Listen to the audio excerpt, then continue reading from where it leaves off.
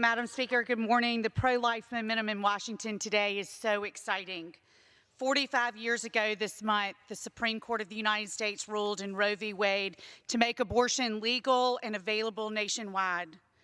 While many abortion activists celebrate this anniversary, it represents a particularly somber occasion for those of us who advocate for life at all stages.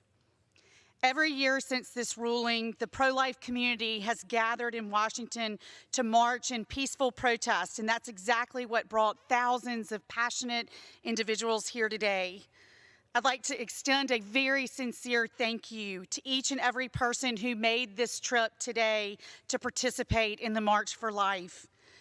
For those individuals, their dedication to the pro-life movement is inspiring, and I and many of my colleagues stand with them.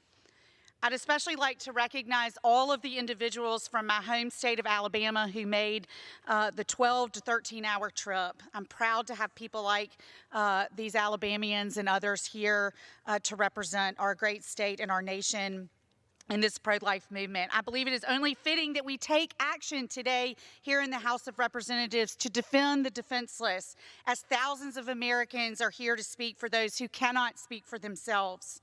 I'm proud to stand here today as a co-sponsor of the legislation that we're considering. H.R. 4712, the Born Alive Abortion Survivors Protection Act.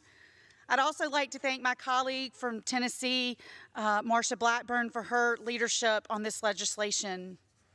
At this point, I don't think that it's a secret that I'm unapologetically pro-life, and I believe that our laws and our policies should assign the utmost importance to every life at every stage.